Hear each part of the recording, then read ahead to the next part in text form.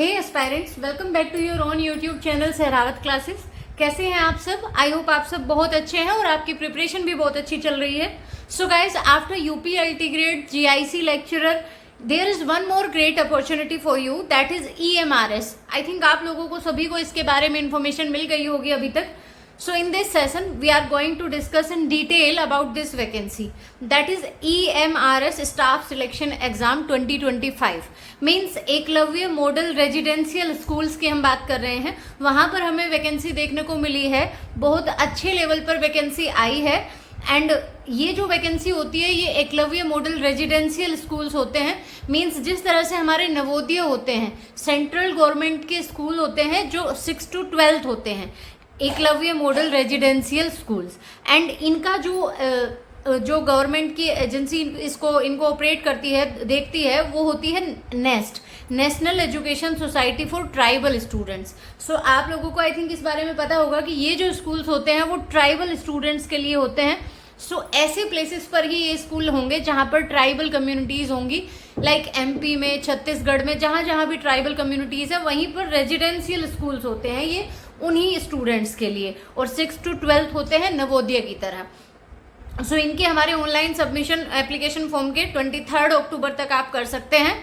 जो फीस रहेगी यहाँ एग्ज़ाम की वो हमारी फीमेल SC ST और PWBD कैंडिडेट्स के लिए एप्लीकेशन फ़ी एप्लीकेबल नहीं होगी, ओनली प्रोसेसिंग फ़ी एप्लीकेबल है यहाँ पर, जो कि मैंडेटरी होती है। सो अगर हम ओवरऑल फीस की बात करें तो फीमेल SC ST और PWBD कैंडिडेट्स के लिए क्या होगी, प्रिंसिपल, PGT TGT और नॉन टीचिंग स्टाफ। यहाँ पर हमें बहुत सारी पोस्ट के लिए वैकेंसी देखने को मिली है। प्रिंसिपल की जो फीस रहेगी वो 500 इन कैटेगरीज के लिए, एंड PGT और TGT के लिए भी 500 और नॉन टीचिंग स्टाफ के लिए भी 500। अदर कैंडिडेट्स की बात करें तो यहाँ थोड़ा फीस ज़्यादा रहने वाली है। प्रिंसिपल के लिए यहाँ पर रहेगी 2500, PGT TGT के लिए 2000 एंड नॉन टीचिंग स्टाफ के लिए 1500। आप यहाँ देखेंगे ये टीचिंग वैकेंसीज ही नहीं है, साथ ही साथ बहुत सारा नॉन टीचिंग पोस्ट के लिए भी यहाँ पर हमें वैकेंसी देखने को मिली है। तो बहुत अच्छी अपॉर्चुनिटी है एक हमारे पास। एग्ज़ाम की हम बात करें तो एग्ज़ाम ऐसा ही कुछ रहने वाला है जिस तरह से आप देखते हो अपने LT ग्रेड के लिए प्रिपरेशन कर रहे हो, PGT GIC लेक्चरर के लिए UP PGT TGT, एक UP PGT TGT को अगर हम छोड़ दें, बाकी सारे टेस्ट में आपको क्या करना है, GS भी प्रिपेयर करनी है। सो यहाँ पर भी कुछ ऐसा ही एग्ज़ाम रहने वाला है, बहुत ज़्यादा कुछ डिफरेंट लेवल की प्रिपरेशन आपको करने की नीड नहीं है। उसी प्रिपरेशन के साथ थोड़ा और ऐड करके आप इस एग्ज़ाम के लिए भी प्रिपरेशन कर सकते हैं और एग्ज़ाम दे सकते हैं। सो इतनी सारी अपॉर्चुनिटी अब आपके पास है। एक लंबे टाइम के बाद हमें बहुत सारी वैकेंसीज देखने को मिल रही हैं एक साथ, और मुझे उम्मीद है कि जो KVS और NVS है उनकी वैकेंसी भी बहुत जल्द देखने को हमें मिलेंगी। तो अब आपके पास 4-5 अपॉर्चुनिटीज़ हैं, 4-5 डिपार्टमेंट में या 4-5 जगह पर वैकेंसी देखने को मिल रही है। तो आप अगर प्रिपरेशन बहुत अच्छे तरीके से करेंगे और अच्छे ईमानदारी के साथ अपनी प्रिपरेशन करेंगे तो ये पूरी गारंटी के साथ मैं कह सकती हूँ कि आप कहीं ना कहीं सिलेक्शन जरूर लेंगे इस बार। सो बात करते हैं एग्जाम की और एप्लीकेशन फॉर्म फिल करने की। तो कैंडिडेट्स को क्या अपना जेनरिक पर्टिकुलर्स जो है पार्ट A में करेक्टली फिल करने होंगे, because their category, PWBD status जो भी वो पार्ट A में फिल कर देंगे वो पार्ट B से लिंक होगा एप्लीकेशन फॉर्म के, और पार्ट A को फिल करने के बाद candidate will have to fill up part B for each post separately. जिस के लिए भी कैंडिडेट अप्लाई करना चाह रहा है उस पोस्ट के लिए पार्ट B को उसको सेपरेटली फिल करना होगा। और once the part B for any one of the post is filled up by a candidate, no change in the part A will be allowed. होगा क्या, अगर आपने पार्ट B फिल कर दिया किसी भी पोस्ट के लिए तो पार्ट A में फिर आप कोई चेंज नहीं कर सकते। Next point is after exam the facility to download scanned copy of attempted OMR sheet will be available only for limited period which will be notified on the website of NEST। Means nest की website पर जो भी update आपको मिलती रहे उनको आपको देखते रहना है आफ्टर योर एग्जामिनेशन, बिकॉज वहाँ पर जो आपने OMR सीट है आपकी अटेम्प्टेड उसकी स्कैन कॉपी को आप डाउनलोड कर सकते हैं, बट वो एक लिमिटेड पीरियड के लिए वहाँ पर रहेगी, जहाँ से आप कुछ लिमिटेड पीरियड होगा जो उसी में उसको डाउनलोड कर सकते हैं, आफ्टर दैट नहीं कर सकते। जो रिटन टेस्ट है हमारा टियर 2 का will be followed by an interview for the post of principal. Principal के लिए वहाँ पर 3rd लेवल पर अगर हम बात करें, 1st लेवल हमारा टियर 1 एग्जाम हो गया ऑब्जेक्टिव, 2nd लेवल पर आपका टियर 2 एग्जाम हो गया जो ऑब्जेक्टिव भी होगा और एक्सप्लेनेशन वाला, यानी ये सब्जेक्टिव भी होगा, डेस्क्रिप्टिव भी होगा। उसके बाद अगर प्रिंसिपल की पोस्ट है तो एक थर्ड लेवल होगा हमारा इंटरव्यू का, और based on the performance in tier 2 of ESSE 2025 and keeping in view the number of vacancies, the candidate will be called for interview or personal interaction in the ratio of 1:3। आपका जो भी tier second का, एक और हम बात करें जो टीयर 1 एग्जाम है, दैट विल बी, जो हमारा टीयर 1 एग्जाम होगा वो क्वालिफाइंग होगा, वो मेरिट में लास्ट में ऐड नहीं होंगे उसके मार्क्स। जो मेरिट बनेगी हमारी फाइनल, वो टीयर सेकंड का जो एग्जाम होगा हमारा, केवल उसके बेसिस पर बनेगी, चाहे प्रिंसिपल की पोस्ट हो, चाहे पीजीटी या फिर टीजीटी। जो आपकी मेरिट बनने वाली है वो टीयर सेकंड एग्जाम से बनने वाली है, एंड उसके बाद फिर इंटरव्यू के लिए या पर्सनल इंटरेक्शन के लिए 1:3 के रेशो में कैंडिडेट्स को बुलाया जाएगा। मीन्स अगर हमारे पास एक वैकेंसी है तो उसका 3 गुना कैंडिडेट्स को बुलाया जाएगा टीयर सेकंड एग्जाम के बाद। Intimation to this effect will be uploaded on the website in due course, यानी इसका जो भी इन्फॉर्मेशन होगी वो आपको वेबसाइट पे अपलोड कर दी जाएगी। यहाँ पर रिटन एग्जाम के हमारे 80% होंगे और इंटरव्यू के 20% मार्क्स होंगे। सेम मार्क्स अगर आते हैं 2 कैंडिडेट्स के तो फिर एज के अकॉर्डिंग प्रेफरेंस दिया जाएगा, जिस कैंडिडेट की एज ज़्यादा होगी उसको प्रीफर किया जाएगा। नॉन टीचिंग स्टाफ की बात करें तो फाइनल सिलेक्शन जो होगा वो रिटन मार्क्स के बेसिस पे होगा इन टीयर सेकंड। अगर अभी जो हमने बात की थी जेएससी कैंडिडेट्स जो जेएससी पोस्ट के लिए अप्लाई कर रहे हैं, जो स्किल टेस्ट यहाँ पर एक थर्ड लेवल पर जो टेस्ट होगा, प्रिंसिपल के लिए इंटरव्यू है और जेएससी के लिए थर्ड लेवल पर स्किल टेस्ट है, that is typing test, only will be considered for preparing the merit list. जो लोग उस स्किल टेस्ट में क्वालिफाई कर जाएंगे उन्हीं को फिर मेरिट लिस्ट प्रिपेयर करने में लास्ट में कंसीडर किया जाएगा। मींस ये जो स्किल टेस्ट है ये क्वालिफाइंग लेवल का ही होगा, इसको क्वालिफाई करना है आपको, लास्ट में फाइनल मेरिट फिर जो बनेगी उसमें उसी को कंसीडर किया जाएगा जो इसको क्वालिफाई कर लेगा। नेक्स्ट पॉइंट हम देखें तो for the consideration of selection to the notified post, general, OBC और ईडब्ल्यूएस कैंडिडेट्स जो हैं, मींस हमारा जो टीयर 1 वाला एग्जाम होगा उसमें मेरिट कितना भी लो जाए, वो तो कैंडिडेट्स के नंबर के बेसिस पर है, बट अगर कितना भी लो मेरिट जाती है, इससे कम परसेंटेज अगर आपकी है जनरल, ओबीसी और ईडब्ल्यूएस कैंडिडेट्स के, तो आपको कंसिडरेशन में नहीं लिया जाएगा सिलेक्शन के। और जो एससी, एसटी और पीडब्ल्यूबीडी कैंडिडेट्स हैं, इनके लिए क्वालिफाइंग मार्क्स, मिनिमम मार्क्स कितने होने चाहिए, 25% होना चाहिए, तभी उनको मेरिट में लिया जा सकता है। Posted in any EMRS across the country with all India transfer liability, जो हमने स्टार्टिंग में डिस्कस किया कि ये ट्राइबल एरियाज में होते हैं EMRS जो हमारे स्कूल्स हैं, और अक्रॉस द कंट्री आपको कहीं पर भी पोस्ट किया जा सकता है। और ऑल इंडिया ट्रांसफर लायबिलिटीज मतलब मीन्स इंडिया में आपको, पूरे ऑल इंडिया में कहीं पर भी आपको किया जा सकता है ट्रांसफर।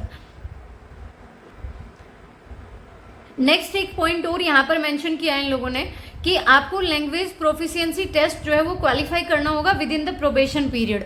जो प्रोबेशन पीरियड है उसी के टाइम में आपको क्या करना है, एक लैंग्वेज प्रोफिशिएंसी टेस्ट होगा इनका, उसको क्वालिफाई करना होगा।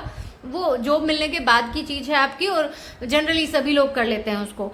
Take a print out of the online application confirmation page and preserve it for their record.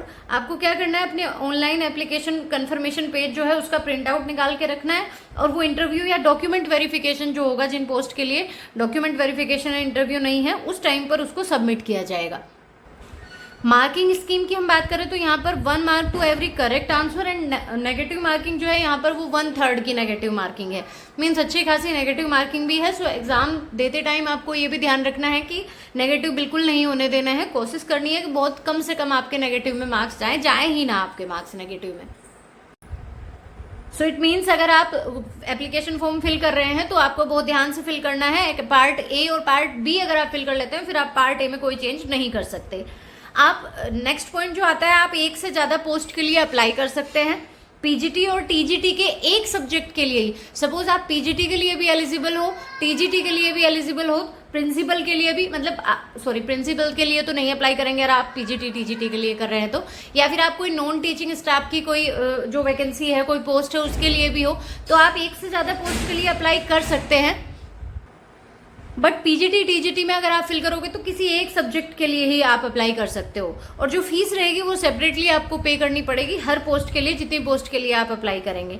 यहाँ पर एग्जाम की हम बात करें तो टीयर 1 और टीयर 2 दो पोस्ट को छोड़कर, एक हमारा जो जेएससी की पोस्ट होती है, आगे हम डिस्कस करेंगे क्या होती है, जो हमारे पहले क्लर्क बोला जाता था जिस पोस्ट के लिए, वहाँ JSA वर्ड यूज किया जाता है उसके लिए। सो एक JSA को छोड़कर एंड सेकंड प्रिंसिपल वाली जो पोस्ट है उसको छोड़कर बाकी सारी पोस्ट के लिए हमारे 2 एग्जाम होंगे, Tier 1 और Tier 2। जो Tier 1 एग्जाम होगा हमारा प्रिंसिपल की बात करें तो वो प्रिंसिपल की पोस्ट के लिए एग्जाम केवल दिल्ली में होगा।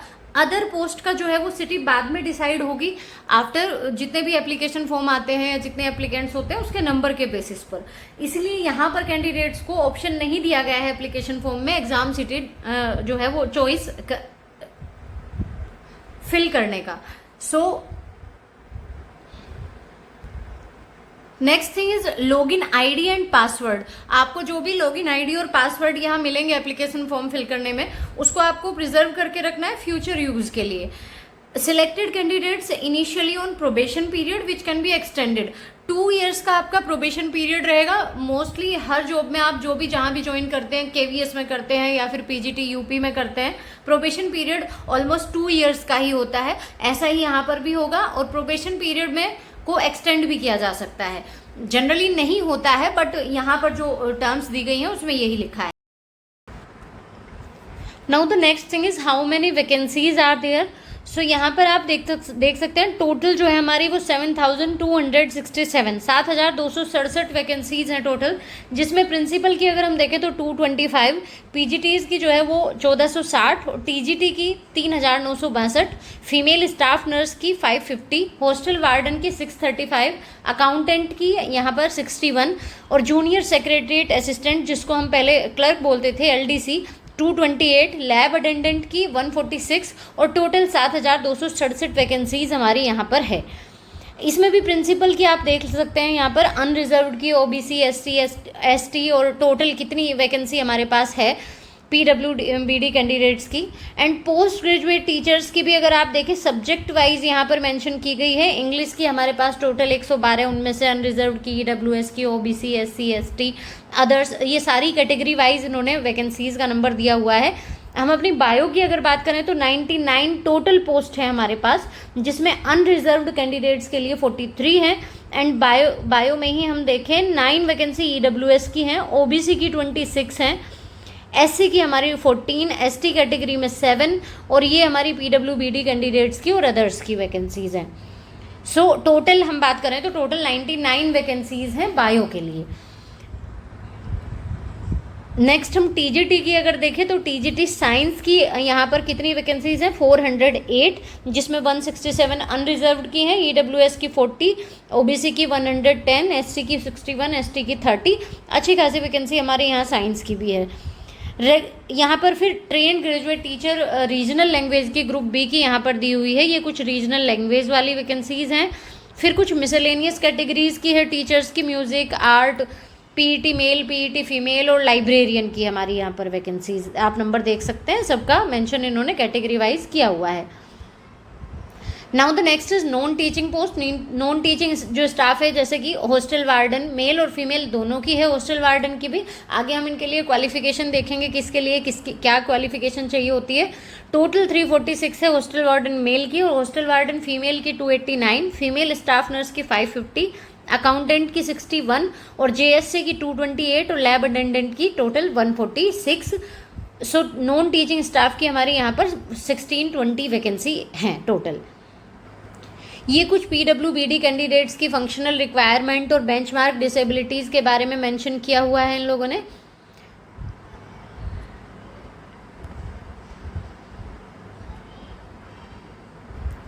After that next point is post details and level of पे। मीन्स किसके लिए क्या सैलरी या क्या लेवल या क्या पे मैट्रिक्स रहेगा। प्रिंसिपल की हम बात करें तो लेवल 12 की जॉब है। मीन्स यहाँ पर 78,800 से 2 लाख तक हमारी सैलरी जा सकती है। ये बेसिक पे है, लेवल 12 से स्टार्टिंग होती है। पोस्ट ग्रेजुएट टीचर की बात करें तो ये हमारे लेवल 8 की है और यहाँ पर जो बेसिक रहेगा वो 47,600 और 1,51,100 तक, यानी ये हमारा बेसिक इतने तक जा सकता है इंक्रीमेंट होने के बाद। 47,600 ही हमारा UP PGT में रहता है बेसिक पे जब स्टार्टिंग होती है जॉब की, एंड यही हमारा जो है वो KVS में रहता है। TGT में देखें तो ये लेवल 7 की जॉब है, 44,900 यहाँ पर बेसिक पे है। सो ये जो 44,947,600 है ये बेसिक है, इसके ऊपर डीए लगता है हमारा और कुछ अलाउंसेस मिलते हैं। ये मैं पहले भी बात कर चुकी हूँ, सेंट्रल गवर्नमेंट जॉब है तो सारे अलाउंसेस जो हैं वो अच्छे होते हैं और आपकी सैलरी जो है वो स्टार्टिंग में ही आई थिंक जो है वो जाएगी 60 से अबव जाएगी। तो टोटल आपका जो ये डीए है इसके ऊपर आपको एचआरए मिलेगा, डीए मिलेगा, सब कुछ मिला मिलो के आपकी अच्छी सैलरी बन जाती है। टीजीटी की हो गई हमारी, लाइब्रेरियन की भी लेवल 7 की है, आर्ट म्यूजिक फिजिकल एजुकेशन की लेवल 6 की है, फीमेल स्टाफ नर्स लेवल 5, यहाँ पर 29,200 बेसिक पे रहने वाला है। हॉस्टल वार्डन की लेवल 5, ये भी यहाँ पर भी बेसिक पे सेम है। अकाउंटेंट की लेवल 6 की है और जेएस से लेवल 2 यानी यहाँ पर सैलरी कुछ कम होती है। लैब अटेंडेंट की भी यही सेम, यहाँ पर लेवल 1 है, सॉरी 1800 से 56,900 तक हमारी रहती है।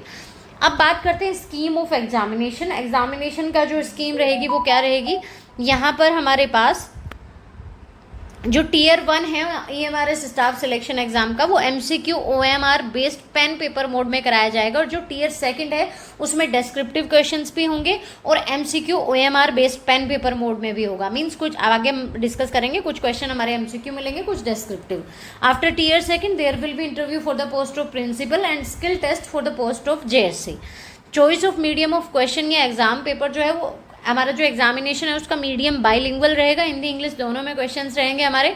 लैंग्वेज कॉम्पिटेंसी टेस्ट जो होगा, लैंग्वेज वाले जो क्वेश्चन पेपर्स होंगे या सब्जेक्ट होंगे रीजनल लैंग्वेज में पार्ट 6 में, वो रीजनल लैंग्वेज में ही कराए जाएंगे। टीजीटी के लिए रीजनल लैंग्वेज की बात करें तो टेस्ट का जो मीडियम रहेगा वो हमारा टीयर 1 का कंसर्न रीजनल लैंग्वेज में ही रहेगा। एग्जाम पैटर्न की बात करें तो प्रिंसिपल के लिए क्या होगा, जो प्री एग्जाम होगा, क्वालिफाइंग एग्जामिनेशन होगा, वो ओएमआर मोड में होगा। टोटल 100 क्वेश्चन होंगे और उन 100 क्वेश्चन में 5 पार्ट्स हैं हमारे। फर्स्ट पार्ट में रीजनिंग और न्यूमेरिक एबिलिटी है, 10 क्वेश्चन 10 मार्क्स के। जनरल अवेयरनेस वही 10 क्वेश्चन 10 मार्क्स के। अकेडमिक्स और रेजिडेंशियल एस्पेक्ट्स डिटेल्ड सिलेबस आपको नेक्स्ट वेबसाइट पे मिल जाएगा, 30 क्वेश्चन 30 मार्क्स के। एडमिनिस्ट्रेशन और फाइनेंस से रिलेटेड क्वेश्चन 30 मार्क्स के। और लैंग्वेज कॉम्पिटेंसी टेस्ट जिसमें जनरल इंग्लिश और जनरल हिंदी रहेगी 10 मार्क्स की ईच, वो 20 हमारी।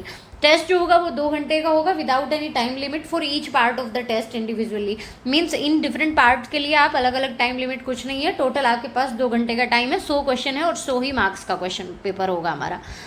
टीयर 2 ये उन कैंडिडेट्स के लिए होगा केवल जो शॉर्ट लिस्टेड किए जाएंगे in the ratio of 1:10 against the notified vacancies. जो हमारी नोटिफाइड वैकेंसीज हैं उसमें 1:10 के अकॉर्डिंग टीयर 1 का जो प्री एग्जाम है उसके मार्क्स के बेसिस पर आपको शॉर्ट लिस्टेड किया जाएगा। टीयर 2 के लिए सब्जेक्ट नॉलेज एग्जामिनेशन। प्रिंसिपल की ही बात करें तो यहाँ पे ऑब्जेक्टिव क्वेश्चन 40 होंगे, डिस्क्रिप्टिव 15 होंगे, टोटल 55 क्वेश्चन होंगे। टाइम 3 आवर्स का होगा एंड ऑब्जेक्टिव जो है वो 40 ही मार्क्स के होंगे, डिस्क्रिप्टिव 15 क्वेश्चन 60 मार्क्स के। 15 क्वेश्चन कितने 60 मार्क्स के। क्या क्या होगा इसमें प्रिंसिपल के लिए, एकेडमिक और रेजिडेंशियल एस्पेक्ट्स, एडमिनिस्ट्रेशन और फाइनेंस से रिलेटेड चीज़ें होंगी। टीयर 3 जो होगा वो केवल शॉर्ट लिस्टेड कैंडिडेट्स जिनको टीयर 2 में से शॉर्ट लिस्ट किया जाएगा। पर्सनल इंटरेक्शन या इंटरव्यू 40 मार्क्स का होगा। और फिर हमने अभी पहले भी डिस्कस किया 80% और 20% के रेशियो में वेटेज रखा जाएगा रिटन का और इंटरव्यू का फाइनल मेरिट लिस्ट बनाने के लिए। अब बात करते हैं पीजीटी की। पीजीटी के लिए भी जो प्री एग्जाम होगा हमारा वो ऑब्जेक्टिव मोड में ओएमआर मोड में होगा।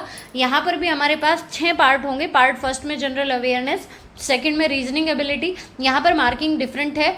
जो फर्स्ट पार्ट में जनरल अवेयरनेस है वो 10 क्वेश्चन 10 मार्क्स के, रीजनिंग एबिलिटी 15 क्वेश्चन 15 मार्क्स के, नॉलेज ऑफ आईसीटी यहाँ पर है वो भी 15 क्वेश्चन 15 मार्क्स के, टीचिंग एप्टीट्यूड 30 क्वेश्चन 30 मार्क्स के, domain knowledge experiential activity based pedagogy और केस स्टडी बेस्ड क्वेश्चन और नेशनल एजुकेशन पॉलिसी 2020 से रिलेटेड यहाँ पर 20 क्वेश्चन ये होंगे हमारे पेडागोजी से और एनईपी से रिलेटेड 10 क्वेश्चन होंगे। फिर उसके बाद language competency test. Language competency test में भी वही जनरल हिंदी और जनरल इंग्लिश होंगे।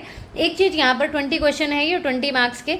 ये जो लैंग्वेज वाला पोर्शन है ये क्वालिफाइंग है नेचर में, only with minimum 40% marks together. दोनों लैंग्वेज में दोनों के हमारे पास 10 मार्क्स के क्वेश्चन होंगे। 1 क्वेश्चन 1 मार्क्स का। जनरल इंग्लिश और जनरल हिंदी दोनों के मींस 20 क्वेश्चन होंगे टोटल। इन 20 क्वेश्चन में अगर आप 40% मार्क्स अचीव कर लेते हैं तो क्वालिफाइंग माना जाएगा आपका first paper. Part 1st to 5th of the candidate will not be evaluated if he fails to attain qualifying marks in part 6. Means अगर आपके लैंग्वेज में क्वालिफाई आप नहीं करते हो तो आपके पार्ट 1st से 5th तक जो भी है उसको भी आपका इवेल्युएट नहीं किया जाएगा. पहले आपका लैंग्वेज वाला देखा जाएगा, उसमें आपने 40% स्कोर कर लिया तो आपको 1st to 5th इवेल्युएट किए जाएंगे, अदरवाइज नहीं. सो लैंग्वेज यहाँ पर क्वालिफाइंग है, लैंग्वेज को आपको क्वालिफाई करना पड़ेगा. जो टियर सेकंड है उसमें फिर only 4 candidates who will be short listed in the ratio, वही प्रिंसिपल वाली बात 1:10 रेशियो में बुलाया जाएगा जितनी वैकेंसीज है उसके टियर सेकंड के लिए. टियर सेकंड में हमारे पास सब्जेक्ट स्पेसिफिक सिलेबस जो कि वेबसाइट पे आप देख सकते हो, और यहाँ पर वही क्राइटेरिया है, वही पैटर्न है. 40 ऑब्जेक्टिव क्वेश्चन, 15 डेस्क्रिप्टिव, और जो 40 ऑब्जेक्टिव होंगे वो 40 मार्क्स के, और जो डेस्क्रिप्टिव है 15 वो 60 मार्क्स के. टोटल 3 आवर्स का आपका टेस्ट होगा और 100 मार्क्स का. फिर जो मेरिट लिस्ट होगी वो हम पहले भी डिस्कस कर चुके हैं. टियर सेकंड का जो एग्जाम है उसके बेसिस पर ही प्रिपेयर की जाएगी. टियर फर्स्ट जो हुआ वो केवल मेरिट बनाने के लिए था, किसका, टियर सेकंड के लिए. सेम यहाँ पर टीजीटी के लिए है. General awareness, reasoning, ICT, teaching aptitude, domain knowledge, language competency, same जो पीजीटी में था वही यहाँ पर टियर 1 होगा. पीजीटी के जैसा ही पैटर्न है बिल्कुल. सारे सब्जेक्ट जो टीजीटी के हैं 1st to 4th वो कॉमन है. Part 5th will be subject specific and 6th will be as per option exercise. जो पार्ट 6 है यहाँ पर पीजीटी से डिफर करता है. यहाँ पर जनरल इंग्लिश, जनरल हिंदी के अलावा रीजनल लैंग्वेज है और इनमें से आपको सिलेक्ट करनी होंगी लैंग्वेज. जो रीजनल लैंग्वेज हैं वो हमारे पास क्या क्या है. सो यहाँ पर 3 चीज़ें होंगी, जनरल हिंदी, जनरल इंग्लिश और रीजनल लैंग्वेज. 10 मार्क्स की ईच और 30 मार्क्स की टोटल. 30 ही क्वेश्चन हमारे पास. आसामीज़, बंगाली, बोडो, डोगरी, इंग्लिश, गारो, आप इस रीजनल लैंग्वेज इनमें से कोई सिलेक्ट कर सकते हैं. रीजनल लैंग्वेज का जो ऑप्शन होगा वो schedule language of the states having notified vacancies, उनके अकॉर्डिंग होगा. Every candidate has to opt 1 language out of aforementioned schedule language. However, the standard for English and Hindi for those who are opting one of these 2 languages as regional language will be higher than the standard as that of general English and general Hindi. Means अगर कोई हिंदी को और English को अपनी regional language के उस पर भी सिलेक्ट करते हैं चॉइस में, तो जो जनरल इंग्लिश और जनरल हिंदी है उससे थोड़ा स्टैंडर्ड वहाँ पर आप अगर उसको रीजनल वाले में सिलेक्ट कर रहे हो तो हाई लेवल का थोड़ा क्वेश्चन पेपर होगा, वहाँ क्वेश्चन कुछ हाई होंगे. मीन्स आपको ये नहीं समझना है कि जनरल हिंदी, जनरल इंग्लिश हमने वहाँ पर भी क्वेश्चन अटैम्प्ट किए हैं फिर एक और हमारे रीजनल में भी वही हो जाएगा, तो उसके क्वेश्चन का लेवल कुछ डिफर करेगा. लाइक दिस आपका टियर सेकंड भी हमारा सिमिलरली उसी की तरह होगा, किसकी, जो हमारा पीजीटी और प्रिंसिपल का हमने डिस्कस किया था. 40 क्वेश्चन ऑब्जेक्टिव और 15 क्वेश्चन डेस्क्रिप्टिव, टोटल 55 क्वेश्चंस, और मार्क्स वही 40 जो ऑब्जेक्टिव हैं वो 1 मार्क्स ईच एंड डेस्क्रिप्टिव जो हैं 15 क्वेश्चन 60 मार्क्स में. टेस्ट यहाँ पर भी 3 आवर का होगा और जो मेरिट लिस्ट होगी टीजीटी की भी वो performance in the tier second examination only. Tier second में जो आपकी परफॉर्मेंस है उसके बेसिस पर होगी. हॉस्टल वार्डन का आप देख लेंगे, जो लोग इसके लिए एलिजिबिलिटी रखते हैं, general awareness, reasoning, knowledge of ICT और फिर quantitative aptitude and language competency, यहाँ पर भी यही है सारी चीज़ हमारी प्री में. और मेंस में या डिस्क्रिप्टिव में जो टियर सेकंड एग्ज़ाम है हमारा, वहाँ पर भी यही पैटर्न है जो हमने पीजीटी, टीजीटी और प्रिंसिपल में डिस्कस किया. अकाउंटेंट की बात करें प्री, यहाँ पर भी बाकी सारी पोस्ट के जैसा ही है और टियर सेकंड भी ऐसे ही मिलेगा. फीमेल स्टाफ नर्स के लिए भी यही 5 पार्ट है हमारे पास प्री में, and after that tier second में भी वही पैटर्न फॉलो हो रहा है. जेएससी के लिए देखें तो रीजनिंग और ये quantitative aptitude, general awareness, basic knowledge of computer operation, language competency, ऐसे यहाँ पर भी 100 क्वेश्चन 2 आवर्स का टाइम हमारे पास. टियर सेकंड में वही सेम पैटर्न जो सब में था, बस यहाँ पर टियर थर्ड होगा जिसमें 50 मार्क्स का होगा वो पर्सनल पीसी पर, पर्सनल कंप्यूटर पर आपको ये टाइपिंग टेस्ट होगा आपका, और क्वालिफाइंग मार्क्स जो होंगे वो 20 होंगे. ये पार्ट जो है वो केवल क्वालिफाइंग है. कैंडिडेट्स जो टियर सेकंड में मार्क्स पाए हैं उसके बेसिस पर टियर थर्ड में जाएंगे और टाइपिंग टेस्ट में in the ratio of 1:3. Merit list यहाँ पर भी जो होगी वो केवल आपके जो टियर सेकंड एग्ज़ाम है उसकी परफॉर्मेंस के बेसिस पर तैयार होगी. आपका ये जो स्किल टेस्ट है या टाइपिंग टेस्ट है ये केवल क्वालिफाइंग नेचर का होगा. लैब अटेंडेंट के लिए भी वही प्री के लिए पैटर्न है और मेंस के लिए टियर सेकंड के लिए भी. फर्स्ट ऑफ ऑल प्रिंसिपल के लिए एज लिमिट जो है वो नॉट एक्सीडिंग 50 ईयर्स है, मींस मिनिमम कुछ भी हो सकती है, 50 से ज़्यादा नहीं होना चाहिए। और एज रिलैक्सेशन जो है वो up to 55 years for EMRS employees including all relaxation 55 years तक हो सकता है। और डिफरेंट कैटेगरीज में इंक्लूडिंग सारा रिलैक्सेशन लगा के 55 से ज़्यादा नहीं होना चाहिए। एजुकेशनल क्वालिफिकेशन और एक्सपीरियंस की बात करें तो फर्स्ट ऑफ ऑल क्वालिफिकेशन की बात करें तो masters degree from recognised institution with at least 50 marks. At least 50 marks के साथ आपके पास मास्टर्स डिग्री होनी चाहिए, किसी भी सब्जेक्ट में हो। Bachelor degree in education from NCT recognised institution with at least 50 marks. BEd होना चाहिए उसके साथ 50, उसमें भी एटलीस्ट आपके 50% मार्क्स होने चाहिए। या फिर आप और जो एजुकेशनल क्वालिफिकेशन है वो आप देख लेंगे, 3 ईयर इंटीग्रेटेड BEd MAd हो आपका, या 4 years integrated graduation degree with at least 50% marks from NCT recognised institution including BEd component. Experience की बात करें यहाँ पर तो जो पर्सन होल्डिंग एनालोगस पोस्ट और post of principal central, state government या ऑटोनोमस ऑर्गेनाइजेशन में सेंट्रल की या फिर स्टेट गवर्नमेंट की लेवल 12 में हैं, या तो वो पर्सन जो सेम पोस्ट पर हैं, या फिर वो वाइस प्रिंसिपल या असिस्टेंट एजुकेशन ऑफिसर्स या हैं सेंट्रल स्टेट गवर्नमेंट में, लेवल 10 में अभी जॉब में हैं और 9 ईयर्स का कंबाइंड सर्विस है उनका PGT और वाइस प्रिंसिपल मिलाकर, with minimum 3 years as vice principal, जिसमें कम से कम 3 साल का उनका वाइस प्रिंसिपल का एक्सपीरियंस है।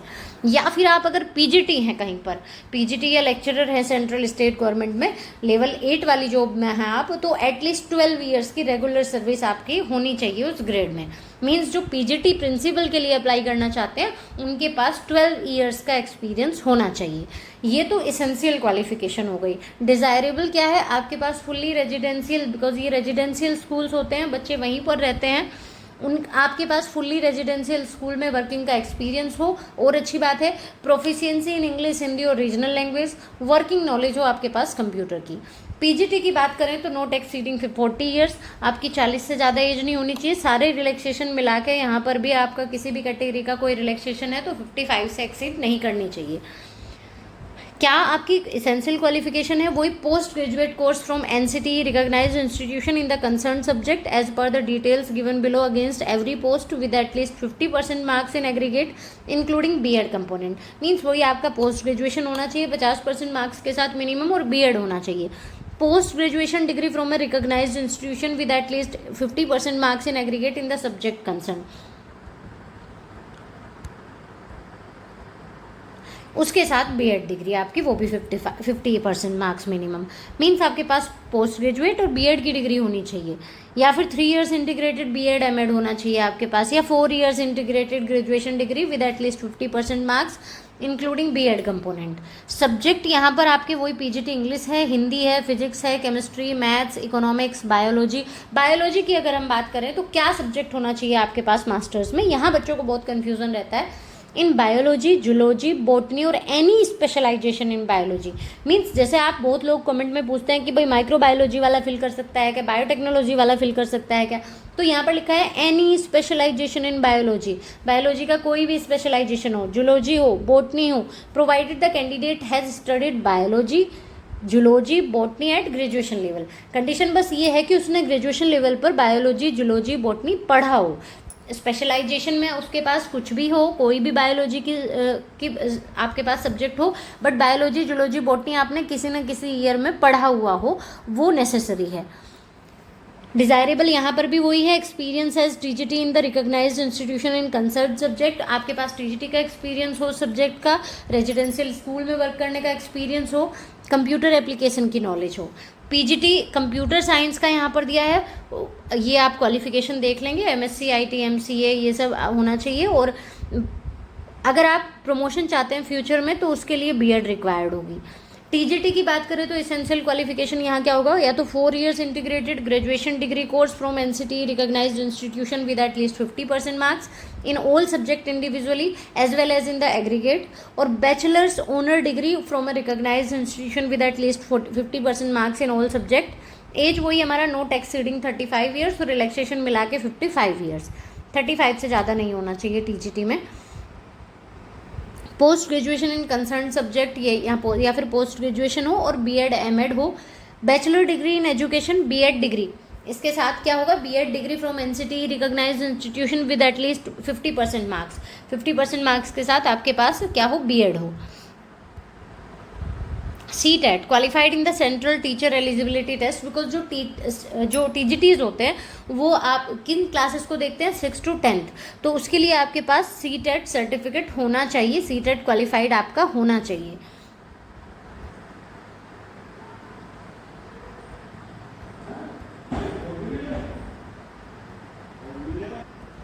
TGT साइंस की हम बात करें तो candidate should have studied biology, life science, botany, zoology as honours main subject in all the 3 years of graduation with following combination of subject for at least 1 year और 2 semester each।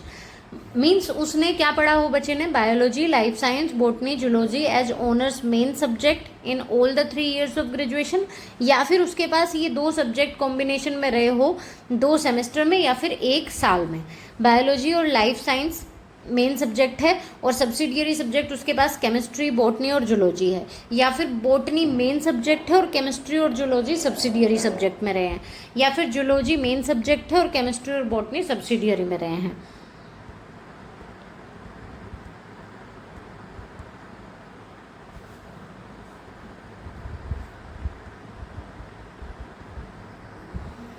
Librarian के लिए not exceeding 35 years age, bachelor degree in library science from a recognised institution with at least 50% marks. ये आप देख सकते हैं librarian के लिए क्या क्या क्वालिफिकेशन चाहिए। एंड फीमेल स्टाफ नर्स के लिए भी BSc honours in nursing from a recognised university institute, और BSc नर्सिंग का रेगुलर कोर्स हो किसी के पास। हॉस्टल वार्डन के लिए 35 years एज है। एसेंशियल क्वालिफिकेशन जो है वो 4 years integrated graduation degree course of regional college of education of NCERT और other NCTE recognised institution in concern subject, या फिर bachelor degree, means bachelor degree होनी चाहिए इसमें। अकाउंटेंट के लिए 30 years से ज़्यादा नहीं होना चाहिए एज, और bachelor's degree in commerce from a recognised university. JSA के लिए senior secondary means class 12 certificate from a recognised board, and minimum speed उन जो JSA के लिए चाहिए वो 35 words per minute in English typing और 30 words per minute इन Hindi typing. As यहाँ पर 30 years से ज़्यादा नहीं होना चाहिए। लैब अटेंडेंट के लिए भी वही 30 years के लिए, और 10th class pass with a certificate diploma, और 12th class with science stream from a recognised board और इंस्टीट्यूट। यहाँ पर ये एज रिलैक्सेशन की बात करें तो category of person schedule caste, schedule tribe के लिए 5 years, अदर बैकवर्ड क्लासेस के लिए 3 years का। कैंडिडेट्स जिनके पास 3 year कंटिन्यूस सर्विस हो सेंट्रल गवर्नमेंट में, provided the post are in the same और एलीड कैडर्स, 5 years का वहाँ रिलैक्सेशन है। आप देख सकते हो डिफरेंट कैटेगरीज के लिए कितने कितने ईयर्स का यहाँ पर रिलैक्सेशन दिया गया है। So guys this was all about EMRS vacancy. I hope आप लोगों ने फॉर्म फिल कर भी दिया होगा बहुत लोगों ने, बट जिन्होंने अब तक नहीं किया है वो लास्ट डेट का वेट ना करें, वो पहले ही अपना टाइम से पहले अपना फॉर्म फिल कर दें और अपने प्रिपरेशन में लग जाएं इसमें भी। एंड आई होप आप लोगों की इससे कुछ डाउट्स क्लियर हुए होंगे।